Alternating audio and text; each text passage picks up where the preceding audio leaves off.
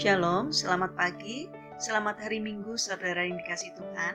Kiranya berkat, damai sejahtera, dan sukacita dari Tuhan Yesus Kristus menyertai saudara sekalian. Sebelum kita mendengarkan firman Tuhan dan renungan pagi ini, mari kita berdoa. Tuhan Yesus yang baik, sungguh kami mengucap syukur atas kebaikan dan kemurahan-Mu, karena Engkau Tuhan yang tak pernah meninggalkan kami. Sehingga pada pagi hari ini, kami semua dalam keadaan baik. Urapi kami dengan Roh Kudus-Mu, jika sebentar kami akan mendengarkan firman-Mu. Tolonglah kami, agar kami bisa mengerti dan memahaminya, sehingga Engkau mampukan kami untuk dapat melaksanakan firman-Mu di dalam kehidupan kami. Terima kasih Tuhan, di dalam nama Tuhan Yesus kami berdoa. Amin. Saudara yang dikasihi Tuhan, tema renungan pagi hari ini adalah kasih itu sederhana. Bacaan diambil dari kitab Efesus pasal yang keempat ayat 2. Demikian sabda Tuhan. Hendaklah kamu selalu rendah hati, lemah lembut, dan sabar. Tunjukkanlah kasih-Mu dalam hal saling membantu. Saudara yang dikasihi Tuhan, ada kisah yang dialami oleh seorang gadis yang bernama Olive yang bekerja di pabrik pendistribusian daging. Suatu hari ia pergi ke ruangan pendingin daging untuk memeriksa sesuatu. Sayangnya, nasib buruk menimpanya. Pintu ruangan itu menutup dan ia pun terkunci di dalamnya, tanpa seorang pun yang melihatnya. Karena ruangan pendingin itu kedap udara, maka yang di luar tidak mungkin mendengar teriakan dari dalam ruangan itu.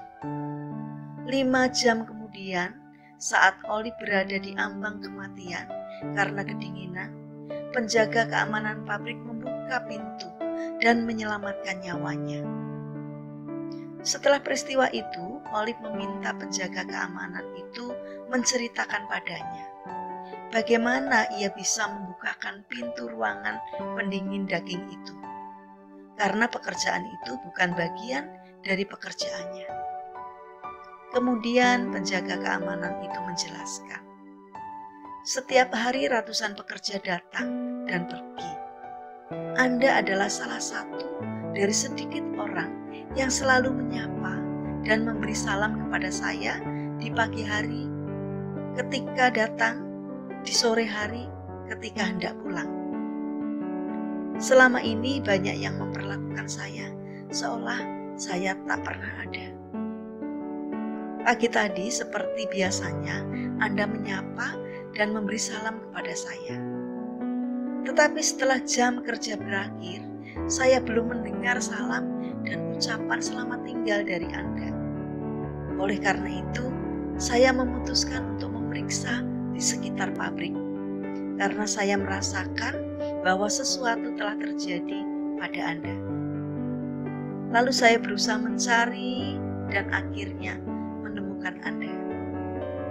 Saudara yang dikasihi Tuhan, banyak orang berpikir bahwa untuk menyatakan kasih atau perhatian itu harus dengan cara yang luar biasa atau memberi barang yang mahal harganya. Padahal tidak selalu demikian. Sebuah senyuman atau sapaan sederhana seringkali mampu membawa dampak yang positif yang bisa menguatkan atau memotivasi orang lain. Ada kalanya sebuah tepukan di pundak atau berada di samping seseorang ketika sedang menghadapi masalah, itu pun bisa sangat berharga dan berarti bagi orang yang membutuhkan. Saudara yang dikasihi Tuhan, firman Tuhan dalam kitab Efesus pasal 4 ayat yang kedua mengingatkan kepada kita, hendaklah kamu selalu rendah hati, lemah lembut, dan sabar. Tunjukkanlah kasih-Mu dalam hal saling membantu. Ini berarti bahwa Tuhan menginginkan agar kita mempraktekkan tindakan kasih kepada sesama kita. Mari kita belajar untuk berbagi kasih dari hal-hal yang sederhana.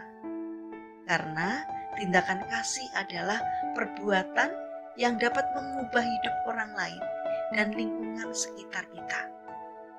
Cara untuk memulainya tidak perlu dengan perbuatan yang spektakuler, cukup dimulai dengan memberikan senyuman yang tulus dan sapaan hangat kepada orang yang kita jumpai.